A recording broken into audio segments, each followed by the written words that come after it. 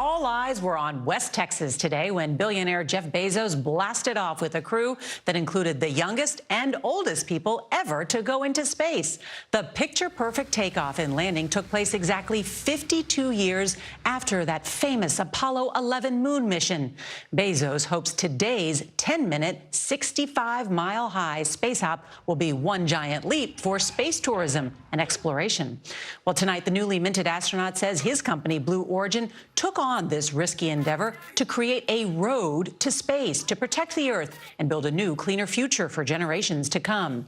But for now, here on Earth, there are other big headlines that we're following: that alarming spike in COVID infections and what the CDC is calling a dramatic increase in cases related to that highly contagious Delta variant. But we are going to begin tonight with that historic space launch. CBS's Mark Strassman is in Van Horn, Texas, where he watched it all today. Good evening, Mark. Good evening, Nora. In the company's methodical culture, today was just a step, but a huge step. Floating on Cloud 9, more than 65 miles above Earth. Here, catch. Blue Origin's 4 giddy civilian astronauts tossed ping pong balls and Skittles. Who wants a Skittle? For Jeff Bezos, the microgravity dream he first imagined as a 5-year-old, watching the Apollo 11 moon landing. On this July 52 years ago today. It's one small step for man. Blue Origin's New Shepard rocket streaked skyward, its speed peaking at 3 times the speed of sound. Less than 3 minutes into flight, rocket and capsule separated. For one of the most improbable space crews ever, instant weightlessness lasting several minutes. It felt so normal and natural, almost like humans were evolved to be in zero-G, which of course is impossible, but it felt that way. 8 minutes into flight, the reusable, fully automated rocket landed vertically a couple miles from its launch pad. About 2 minutes later, the capsule itself, 3 parachutes lowered it onto the West Texas desert. Touchdown. After a thrill ride of 10 minutes and 10 seconds, Blue Origin's first human spaceflight. He talked about it with our Gail King. But I don't think people truly understand what this means and why it's important. Yeah, I think you're right, Gail. I think people don't understand. When you get into space and you can see the Earth's atmosphere, it's so thin and fragile looking. So we do have to take care of this planet. Each crew member received astronaut wings, including aviation pioneer Wally Funk. And I want to thank you, sweetheart, because you made it possible for me. This is Blue Moon. Bezos intends to use his Amazon riches to build a new empire in space, competing for suborbital tourists with Virgin Galactic and Richard Branson, who reached space in a rocket-powered plane 9 days ago. In this age of space barons, Bezos intends to colonize the cosmos, launching people into space to live and work. Did this moment motivate you to push deeper into the cosmos? Hell yes. So on that note, Mark joins us. So does Blue Origin have more flights planned? 2 more of these, Nora, by the end of the year, taking tourists up to the edge of space. And to give you a sense of the interest here, Bezos said today that advanced ticket sales have topped $100 million. Wow. Mark Strassman, thanks so much. We're going to begin with this. SpaceX, their Falcon 9 rocket is at Kennedy Space Center in Florida this morning, gearing up for a very historic launch. Why? This Inspiration 4 mission is scheduled to begin tomorrow, taking the first all-civilian crew on a 3-day flight into space. Now, their orbit will be farther away from Earth than the International Space Station. The mission will also raise funds for St. Jude's Children's Research Hospital there in Memphis. Hayley Arceneaux, remember that name, she is a physician assistant there, and she is one of the crew members. In our series Note to Self, the 29-year-old Louisiana native writes about her resilience of the face of struggle and how she earned her place on this very special mission. 5, 4, 3, 2, 1. Dear Hayley, you are in for such a wild ride. Ignition. Literally. Liftoff of the Falcon 9 and Crew Dragon. You are going on a rocket ship to space. Go SpaceX, Godspeed. Outer space.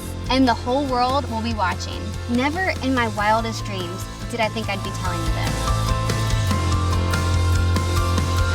goes fishing downrange. I know, it's our little brother Hayden, who has been in love with all things space since he was 6 years old, and Mom and Dad took us to visit NASA in Houston. Remember we took pictures that made it look like we were floating in the air? Who would have ever thought you'd be training to actually float in air, to really go to space? And I couldn't be more excited. Of course, Hayden grew up to be an aerospace engineer, but now you are the one going into orbit, around Earth for 3 days, and going farther into space than any human has gone in over a dozen years. Dragon, separation confirmed.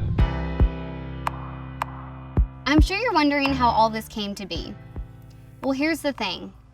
Right after the trip the whole family took to NASA, you get sick, really sick.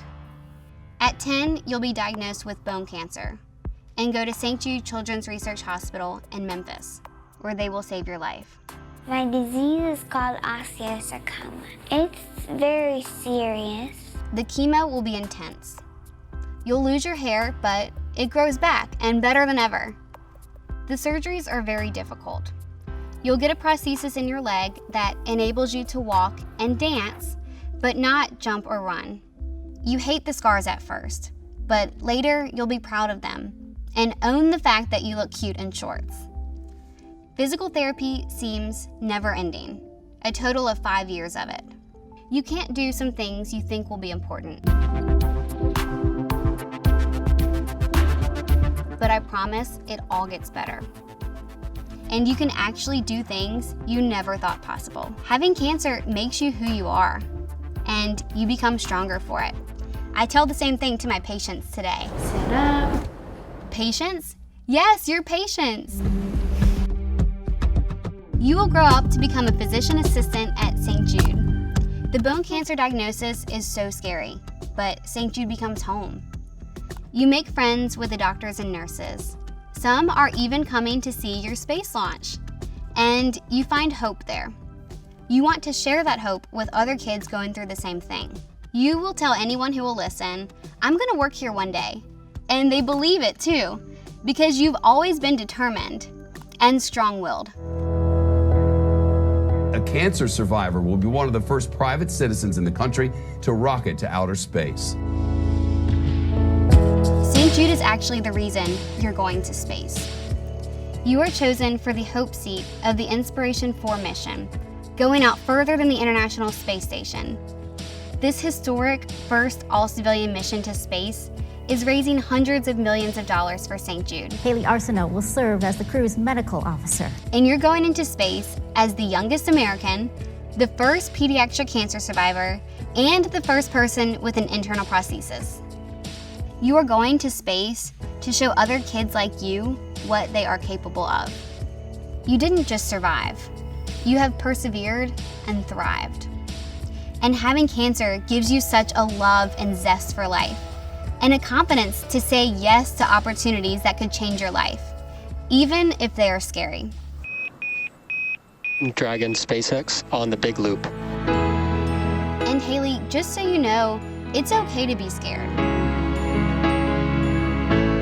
When St. Jude invited me to go to space, my hands were shaking, but I knew it would be a once-in-a-lifetime experience, that it would help others, and that I'd grow and learn so much. Just like when I did a semester by myself in Spain. I went there not knowing anybody, but I said yes, and my life was so much better for it.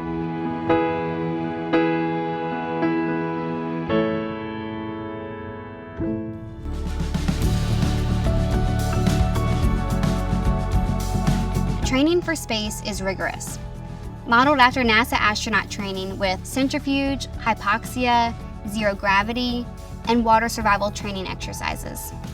You'll even climb a mountain, which you dreaded the most but turned out to be the most rewarding. You can't predict life. And for some people that's a negative, but I think of it as a positive. Maybe it's because of what I've gone through, what we've gone through. There are a few important things I've learned that I'd like to share. First, to hold on to hope always, because there will be brighter days.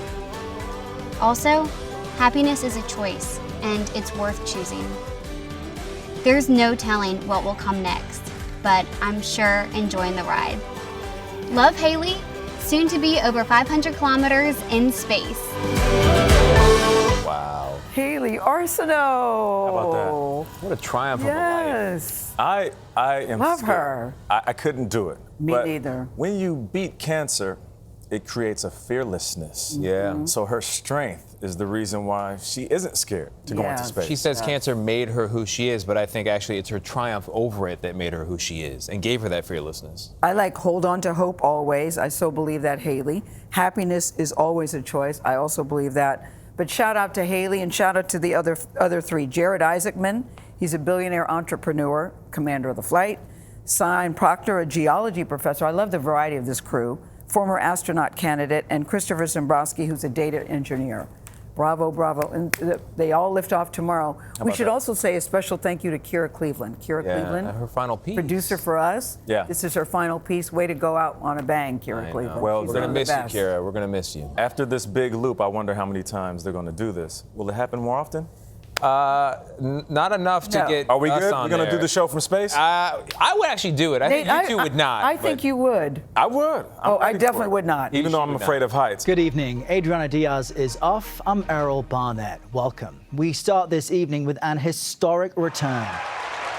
Inspiration 4, the first privately funded all-civilian space crew, successfully came back to Earth tonight, which means science fiction has become reality. SpaceX launched the team of amateurs to circle the globe and now brought them home safely. The capsule set down on the Atlantic Ocean just off the Florida coast. CBS's Mark Strassman has been monitoring it all from the Kennedy Space Center. Good evening, Mark. Errol, this crew just became the most successful tourists in space history. They splashed down off the coast of Florida, roughly 30 miles from the pad behind me, where they launched on Wednesday. A 3-day camping trip in the cosmos ended with a splash off the Florida coast. Inspiration 4, on behalf of SpaceX, welcome home to planet Earth. Inspiration 4, a space voyage like no other. Not a single professional astronaut aboard. That itself is not new. But by orbiting the Earth in a SpaceX capsule 15 times a day, We're seeing the world every 90 minutes. the civilian crew did circles around previous adventures in cosmic tourism. Mission Commander Jared Isaacman, the billionaire who chartered the flight. So a big part of our mission here at Inspiration 4 is to inspire what can be done here in space. The wow factor was undeniable. Here, crew member Chris Zembrowski takes pictures in the spaceship's custom cupola with unobstructed hemispheric views. Crew member Hayley Arceneaux flipped for microgravity. Hayley is a champ at spinning. Arceneaux's journey was improbable long before she got to space. This video shows her at age 10, fighting bone cancer. A patient at St. Jude Children's Research Hospital in Memphis. And that is Hayley Arceneaux. On 19 years later, her backstory fueled Inspiration 4's goal. Raise $200 million for St. Jude. Watching her launch on Wednesday, 6-year-old Matthew Arp, a leukemia patient at St. Jude today. From orbit, Inspiration 4's crew took space questions from 9 child patients now at St. Jude, including Matthew. Are the cows on the moon? You know, I hope there will be one day.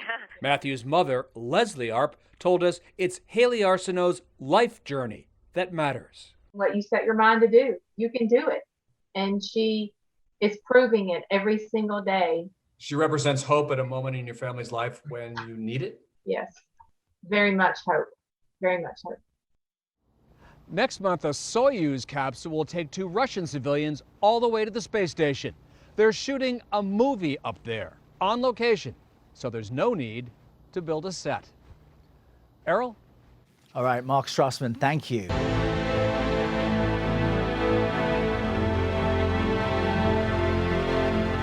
Right now, Virgin Galactic's first space flight with paying passengers is underway. This is a look at the launch. Just moments ago, the VSS Unity rocket launched from the New Mexico spaceport with 3 passengers on board, plus a flight crew.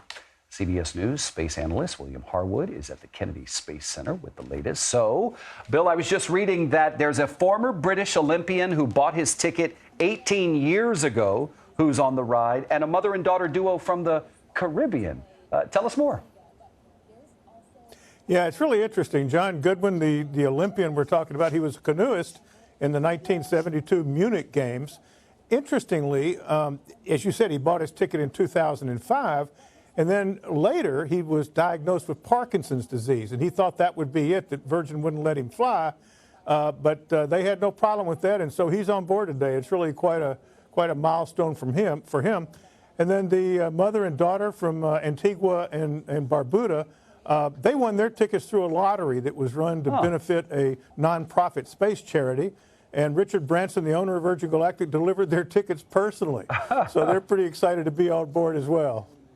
So I think we should sort of clarify how Virgin Galactic differs from some of the other commercial launches that we've seen, because it's sort of the key thing about Virgin Galactic is it's not in outer space, it's sort of near space. Yeah, that's right. Virgin Galactic and Jeff Bezos' company Blue Origin are launching paying customers on suborbital flights. That means they go up, they get above the 50-mile limit that the NASA and the FAA considers the boundary of space, if you will, and then they come right back down again. The difference is SpaceX launches their capsules to orbital space. They go into orbit, they go to the International Space Station, or stay in space for days or weeks at a time, whereas these suborbital flights are literally up and down affairs. You're paying for about 3 to 4 minutes of weightlessness up at the top of the trajectory. You get some fantastic views of Earth, but it's over pretty quick. Yeah, right. Hey, Bill, I'm good with the thrill rides at Disneyland. You couldn't pay me to do this. No, thank you. But what is the purpose of it? I mean, this is not just a thrill ride, right? What's behind the money, the business? What's the intention behind this? Well, some of it is just for a thrill ride. Both of these companies, Blue Origin and Virgin Galactic, are selling seats to space tourists, people who can afford the flight and can go up and enjoy that incredible view. But they both also offer research opportunities for scientists, university educators, things like that, to carry out research in zero gravity as they go over the top of the trajectory. So they're really looking to sell seats for both the people seeking thrills, as well as the scientists who need that 3 or 4 minutes of weightlessness to carry out research that otherwise would be impossible on Earth. So they're really trying to capture both of those markets. You know, one of the things that they've sort of argued is that the more we do this, the cheaper it'll get. I mean, I know we're talking about hundreds of thousands of dollars, but has it been getting cheaper? Not yet. That is the long-range goal. You know, I don't think this is ever going to get down to, the cost of an airplane ticket from New York to L.A., for example. But it may well get down to the cost of an around-the-world cruise on an ocean liner, something like that. I mean, it's still going to cost thousands and thousands of dollars, but right now a ticket to ride on Virgin Galactic runs around $450,000. So they've got a ways to go yet. Bill, what are we just looking at the video there? Was that live pictures? What were we looking at? They are These are live pictures, I'm told. The spacecraft is actually being carried up to an altitude of about 45,000 feet by Virgin Galactic's carrier jet. Then they will drop it. The space plane will ignite its rocket motor and they'll ascend. They'll take off almost straight up to make their space flight. So we're standing by to watch that happen. Go ahead. I mean, I don't expect, obviously, that there are flight attendants on this flight, but other than, these passengers, who else is on there? I mean, is there anybody there to sort of assist them? Yes, there is. They get a little nervous. No, there is. As a matter of fact, the two pilots are obviously Virgin Galactic pilots. It's Commander C.J. Sturckow and Kelly Latimer, the first female space pilot for Virgin Galactic. Oh, that's cool. But also on board is Beth Moses. Beth Moses is the company's chief astronaut trainer. This is her 4th space flight on this craft, and I think she's there to help the passengers out if they need it.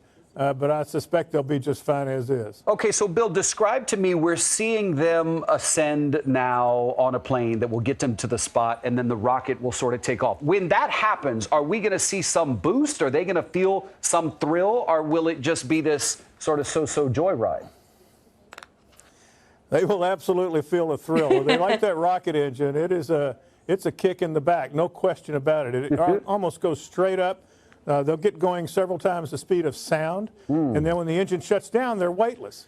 And they'll continue coasting upward for a couple of minutes, and as they come over the top of that trajectory and start back down again, they'll have to get back in their seats, and they'll start picking up G-forces. They'll feel deceleration from the crafts plunging back into the atmosphere. But up at the top, they'll be weightless. They can unstrap and float about the cabin for a few minutes. It should be quite an experience. You know, we've got That's this 80-year-old former athlete who does have Parkinson's, and one of the reasons that he said he really wanted to go on this flight is to prove that Parkinson's did not define him. It wasn't all that he was. Yeah. But I am curious about sort of physical requirements, or it seems like the requirements are not, for lack of a better word, not that rigid, that this is, I presume, not that arduous on one's body. Well, it is fairly arduous, but I mean, in the case of NASA, for example, I don't think they would fly someone with Parkinson's. But this is a private company, and if they're satisfied he's up to it, and he's satisfied he's up to it, they're willing to do it. And so, I mean, that's a major difference. You know, NASA has some pretty strict health requirements when you launch and go to the International Space Station, for example. But this is a very short flight. They're only accelerating for a few moments. The weightlessness is 3 to 4 minutes, and then back down to Earth with a little bit more deceleration. But I think it's probably a fairly benign flight, as such things go, if you could call a rocket ride benign. And I apologize for glancing down every now and then. I'm watching the video feed we're getting from Virgin Galactic to keep up with what's going on. You know, often when we hear about people who take these sort of flights, what kind of lingers with them and what is incredibly moving is the view of the Earth from such a distance. What sort of view will they get from where they are? Well, it's absolutely a curved horizon. It's a very deep black of space at that altitude. They're really above the vast majority of Earth's atmosphere. So it's very similar to what astronauts see when they're heading toward the space station. You know, they call it the overview effect. This sense you get of a planet with no boundaries. You see that thin atmosphere, you become very aware of how fragile the environment is, and just the entire experience that they call the overview effect is something they all come back and talk about. So it must be a very moving experience. I certainly envy them that. Bill, did they run these people through a drill? I mean, is there some simulator somewhere in the world that you can let these folks understand what they're about to experience? Yes and no. All of these guys go through training by Virgin Galactic. They get in airplanes to do acceleration tests, you know, to get them used to the stress of increased G's than what they normally feel on Earth. Right. You can be weightless in airplanes. I've done that. It's a magical feeling where airplanes fly big arcs, and as the plane goes over and comes down, you get about 30 seconds of weightlessness. So those things can be simulated on Earth. But in the case of these flights, it's really about 3 days of training to familiarize themselves with all the emergency procedures and things like that, and to make them understand exactly how the mission's going to play out. And the passengers that have flown say that Virgin Galactic and also Blue Origin do a very good job of preparing them for the experience. All right, Bill, stand by. We're going to take a little bit of a break while we have the time, because we want to make sure that we don't miss this launch. We'll be right back after the break and continue talking about Virgin Galactic's latest launch into inner space, if you will. We are just seconds away from Virgin Galactic's release of its first, or rather second, I think, commercial flight. On board, we have an 80-year-old former athlete with Parkinson's disease and a mother-daughter duo. Those are the two latest space tourists, if you will. They are going to be launched into what is called a suborbital sort of level. So they're not going into outer space, but they're going just to the edge of space, and they will experience weightlessness for about 4 minutes or so. We have Bill Harwood, who's standing by with us now, watching everything. Bill, this is the second commercial flight for Virgin Galactic, right? That's correct. You know, back in June, they launched 3 Italian researchers. That was a flight chartered by the government of Italy. So that's counted as a commercial flight. But this mission is the first with what I think you and I would call, you know, private space tourists that are going up just to have the experience. So it's the second commercial flight, the first with what Virgin calls private astronauts. And you are looking at live pictures right now as the plane ascends into the sky. We'll see the separation momentarily, but look, this can only be described as a once-in-a-lifetime opportunity that most people may never get to experience unless you're willing to put up hundreds of thousands of dollars to take that ride to the edge of space. And Bill, you were talking about once they get there, it's pretty brief, then becomes the free fall, and what guides them as they head back down to Earth, and where do they land?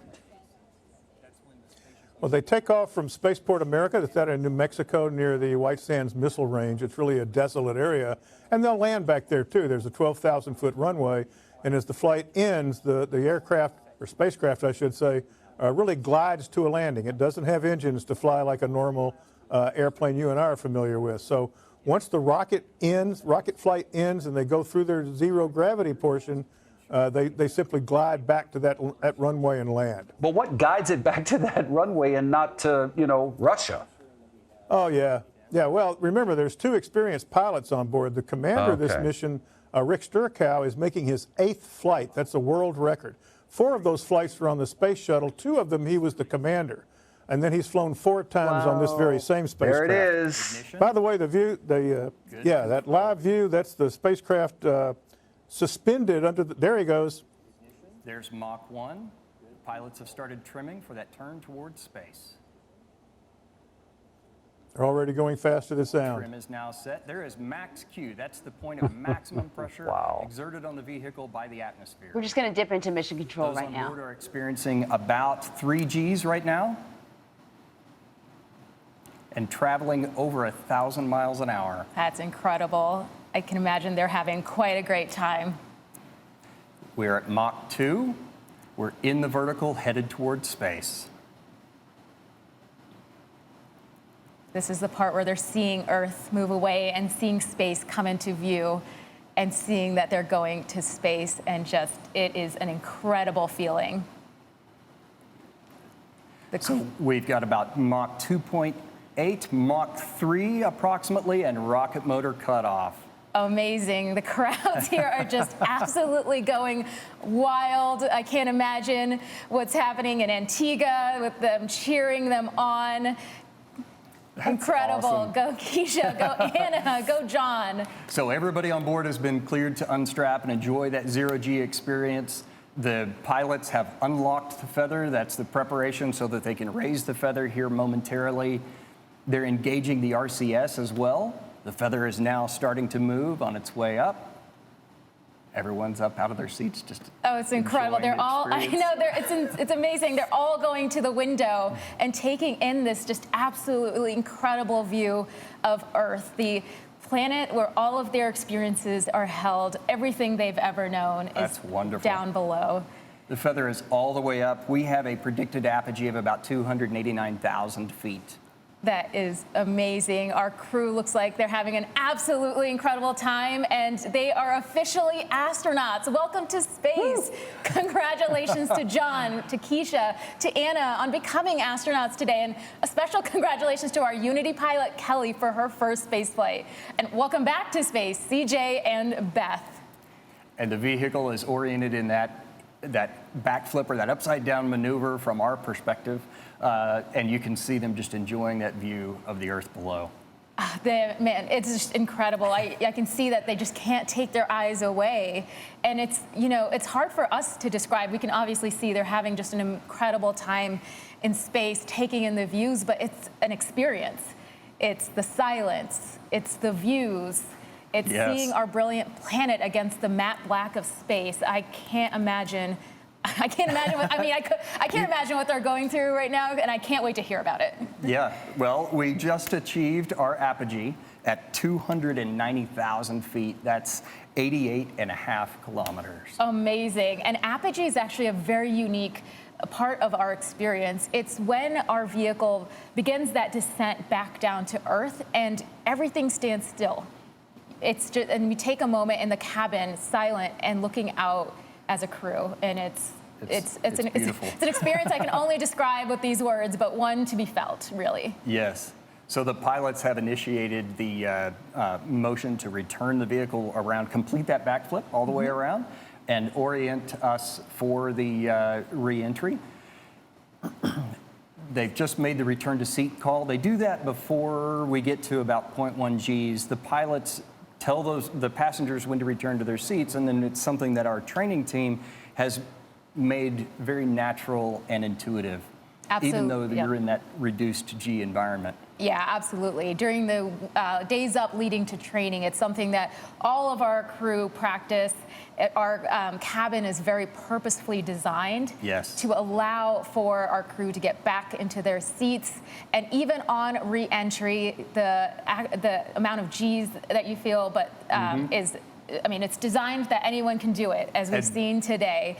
And the views are going to be amazing on the way down, too. So when we talk about space travel, right, with the boost, everybody recognizes that as exciting and thrilling, but the reentry is actually quite thrilling as well. And we have shock waves that form over the top of the vehicle. Right now, they're experiencing the max G on reentry of about 3.5. We're supersonic, so if you're outside here at the Spaceport America, you should hear a double sonic boom as spaceship once again breaks the sound barrier on reentry. We just passed subsonic. Amazing. And the crowds, again, are just cheering on our entire crew. They're going to be able to see the vehicle as it comes down to land, and our crew here are also going to be... I think that's what awestruck looks like. They looked awestruck, right? I was just about to say I am. I think, Anne-Marie, this is a reminder that in life, some things you're not a participant to, but just being a witness is equally joyful. Well, we were both leaning in. It was like we wanted to get closer to the monitor so we could be right in there with them. I mean, the hair on my neck was standing up, Bill Harwood. I mean, you've seen a lot of these. This is your bread and butter, but do you still get a thrill when you watch it? I do, but I always keep it in the back of my mind that this is not something you step into lightly. It is definitely a high-risk thing to do. The speeds we're talking about, the altitudes, all of that, this is a dangerous pursuit, no question about it. That said, it would be a lot of fun to be up there and take in that view. So tell us what we're seeing now. The plane is on a descent. It looks, like it's actually coming down quite quickly. How long will it take to sort of get back on land, and tell us what we're seeing? It takes 20, 25 minutes to get back down. Now, one of the things you've noticed during all of this is the wings on the spacecraft both flip up when they're in space. Right. And they call that feathering. And the idea is it kind of turns the spacecraft aerodynamically into something like a shuttlecock, a badminton shuttlecock, so that as it falls into the atmosphere with those wings up, there's a huge amount of drag that slows them down and eases the reentry, and it also orients the spacecraft. We were talking before the launch about how does it get back down to the designated landing spot. So there's two pilots on board with an enormous amount of experience. Once those wings go back down parallel, which they have now, as we can see, they take over really manual control to glide the spacecraft back down to landing on Spaceport America's runway. So it's a pure glider now. There are no jet engines on this spacecraft. It's just going to come down, and they've obviously got high-powered computers helping with all of this, but some very, very experienced pilots at the controls. Well, it's absolutely amazing and stunning. Do we have any idea whether or not there's another launch planned, or does it sort of take a while to get that sort of stuff together? Well, Virgin's been talking about getting on a pace of one of these flights every month, something like that. They have a waiting list, people that have signed up and put deposits down to fly. More than 800 people are on that list. So even though it's enormously expensive by my standards, maybe not yours, but certainly by my standards, there are a lot of people in the world that want to do this, and Virgin Galactic wants to start flying them as soon as they can safely do that. They obviously have to process the spacecraft. They have to, go over it with a fine-tooth comb after every flight, put a new engine in it, all of that. But they think they can maintain a pace of about one a month once this really gets ramped up. What's the standby cost? Do they have a standby option? An if anyone chickens out? Think about this, an 80-year-old man with Parkinson's, seeing the edge of space today, being able to do what maybe the doctors wouldn't recommend, but he thought he could, and he did it. He did, yeah. Amen. Bill Harwood, always great talking to you. Thank you so much. What a pleasure. Thank you, Bill. Yeah, there he is. That's legendary actor William Shatner in Zero Gravity on a flight to space. That was back in October of 2021. Captain Kirk, as he's known by a lot of people, flew on a Blue Origin rocket when he was 90 years old, becoming the oldest person at the time to travel into space. He's now 94, just had a birthday recently. As you probably know, have you heard, I'm going to be making my own trip to space with an historic all-female flight. They've just named it April 14th. It's just 18 days away now, and William Shatner, we're glad to say, joins us now from Los Angeles to talk about his experience. Hello, William Shatner. Well, hey, so you catch me on my way to riding my reining horses. I'm practicing for my Hollywood Charity Horse Show charity, which I've been doing for 35 years. And Priceline and the Bank of California have helped me. And I'm on my way there. But while I'm stopped, I thought I'd talk to you about going up into space and how chancy and how wonderful and how exciting it is. That's what I wanted to talk to you about. Take control of your emotions. Well, William Shatner, that's one of the reasons when you came back, you were so euphoric and it was so blissful. Yes. I watched you and I thought, what must it be like to feel like that? You're going to feel it, Gail. And I don't want you to wear that dress because it's the color of blood. Okay? We don't want any blood, Gail. No, we don't. We don't want any blood. You're right about that. Listen, we don't want any blood. You're on an adventure. Gail, you're on an adventure. Yes, you got to that's how I look embrace at it. You got to use mantras like, while you're lying there waiting to take off. That's the most exciting moment of all because the G-forces that are going to be on you, you're going to feel like I'm going to die, but you're not going to die, Gail. You're on an adventure. William, don't scare her. You're on an adventure. Embrace the adventure. You are scaring the beep out of me right now. Gail. What? Say a mantra. Do a mantra like say Priceline. Say something. Oh God! When I was lying there. When I was lying there and aware that hydrogen was being poured into the ship and the Hindenburg had burned with hydrogen, and I'm thinking, what's going to be? Wait, William, I have a question. I'm going to stop you right there. William, earphones. I have a very pressing question. This is so not helpful. Were you nervous? Bill, were you nervous? Were you nervous? Yes, the nitrogen and going up and geez, that's frightening, girl. Yes. But embrace the adventure. Embrace it. You're on an exciting trip that you'll never do again. I mean, you're going to live through it, and you'll be fine. But you got to say the mantra, like say Priceline every so often. Got it. Just mesmerize yourself. It's the adventure of a lifetime. Yes. And you're going to see the world like nobody. Only 600 people have seen it before. I am focusing on that. Like you're going to see I am looking. I'm stepping way out of my comfort zone, Bill. Way out of my comfort zone. Gail, do you have a mantra in mind? I do. I've already started meditating. You've been sitting in. I do. I do have one. You've been sitting in that seat long enough. It's time to get up. And when they were removing the gantry on the voyage I went, as they were removing this gantry, the guy said, "We're taking away the gantry. If you want to get off, now's the time." Nobody moved. Off. And I thought, I can't go. I'm Captain Kirk. But they might say that to you. If you felt badly enough, you'd remain in your seat. You're on an adventure. Embrace the moment. You're on a voyage of exploration about your nature. When you were in zero G, when you were floating, what did that feel like for you? Because people say it's kind of like swimming. Is it anything at all like that? There are no words in the English language to explain what weightlessness is like, because it's only happened in the last few years. It is the strangest feeling. Nothing is like it. Not swimming in a pool where they have their exercises, the astronauts. Nothing is like it. It is the weirdest thing. For me, I wanted to see outside, so I didn't hover around.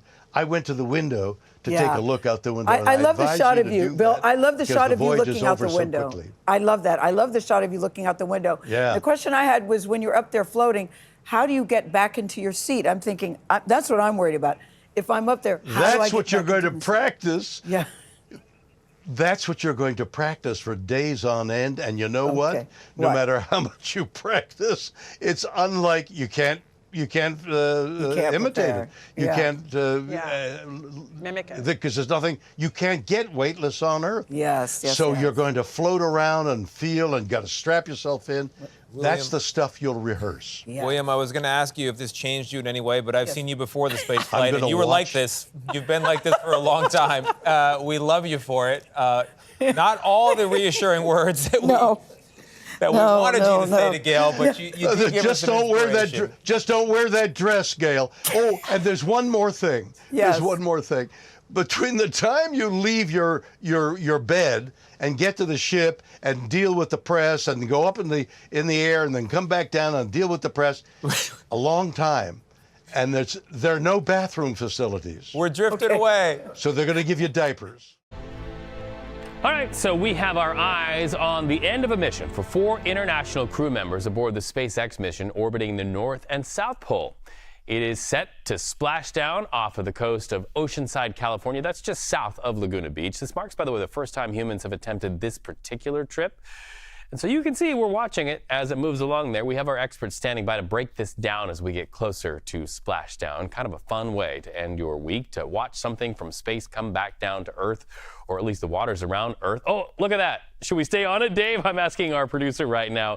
You can see the parachutes deployed there. That is going to slow the roll, so to speak, of the SpaceX crew on board that Fram2 mission to splash down in California. Hey, listen, sometimes the TV news gods just say, I'm going to deliver and deliver early, and it looks like they're going to. You can see the surface of the water now. This is a different vantage point from the SpaceX crew. This is looking up to what they are tethered to, and that is those really cool parachutes that are slowing the roll there. Pretty exciting to see. This is another vantage point as this crew comes a little closer to Earth. Once again, what looks like a couple of lights is really just those parachutes deployed to really make it so that they're going slow. Let's bring in Bill Harwood right now as we watch this, and let's be space geeks together once again, Bill. This is something you and I love to see. As you're seeing that, what are we seeing play out there? Well, 2 drogue chutes deployed to stabilize the craft, and just now the main parachutes have been released. Hopefully the camera will pan up and we'll see those, but so far so good. The descent from orbit is nominal, as NASA would say, or SpaceX says.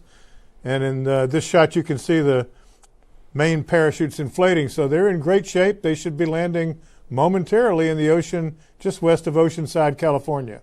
I love this. It's the new dawn of the space age here in these United States. Tell us what is likely going on the inside of that capsule, carrying the people who went up and who are now coming down, tethered to those parachutes. What do you know about what's going on inside? Well, it's interesting. You know, this is the very first crew ever launched to orbit in which there are no pilots, no astronauts. These are all, accomplished individuals, but they're not aviators, if you will. They're trying to show that the Crew Dragon is fully automated. It's able to carry non-professional flyers to Earth orbit, and that's a first. And of course, another first was launching them into polar orbit so they could go around the poles 55 times during this flight. Yeah, so for our viewers, if you picture the globe in your local library or maybe on your screen looking at Google Earth, usually it orbits around the planet going side to side, but this time orbited around the poles, and now you're seeing what's going on the outside of the capsule and what's going on the inside. The sun's starting to wash over the faces. So it really was a mission that was quite unique. Yeah, it really was. Being able to see the poles from orbit was a first, and all 4 of these crew members are veteran polar explorers. They've done lots of traveling. One's a cinematographer who lives inside the Arctic Circle, and of course the man who chartered the flight, Chun Wang, who paid an undisclosed amount of money to SpaceX to carry this flight off. He's been to both poles and is an extensive world traveler, but this is certainly a big step in that direction for sure. Well, and we are awaiting splashdown right there along the California coastline, not too far from Laguna Beach. So we will stay on this until our viewers are able to see that. And you can see the horizon there. So it looks like we're getting pretty close, Bill. Are we is it a mischaracterization or an overcharacterization to say that we are in a new era of space travel in these United States? Well, I think we are in a sense. Like I said, these are the first non-aviators or astronauts to fly in space. The idea is to show that SpaceX at least is now capable of carrying non-professionals to orbit, get more people up there. But on the other hand, these flights are extremely expensive, and they are certainly beyond the reach of most normal people. Let's listen in right now.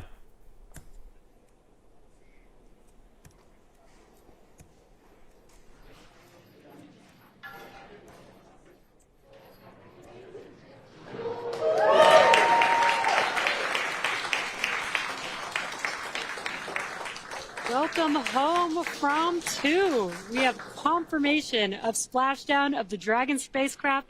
Dragon has returned home with the Fram2 crew. The SpaceX recovery ship and team have been waiting for Dragon splashdown, and they will now start making their way to the splashdown location. Our teams have been ready and waiting for this return about 3 nautical miles away. So it's going to take them about 30 minutes to make their way to Dragon. So, Bill, you heard it was quiet when I first threw to that moment, and that's probably because they're all holding their breath to see if this works, and then, of course, that jubilant moment of applause. On behalf of SpaceX, welcome home. Yeah, absolutely. You know, this is it's quite a moment for the crew and for SpaceX as well. This is not a NASA mission. You know, this is a private company launching private citizens to space, and as we just saw, getting them back to Earth successfully. So that's a bit of a coup for SpaceX, although I don't know that anybody was nervous. These things have worked pretty well over the last few years, and but I guess it's never routine. What can you say? They're enduring extreme temperatures during reentry, up to 3,500 degrees, and they're slowing down from 17,000 miles an hour to 16 miles an hour when they actually hit the water. And I should say the recovery ships are very close by, they're obviously within sight.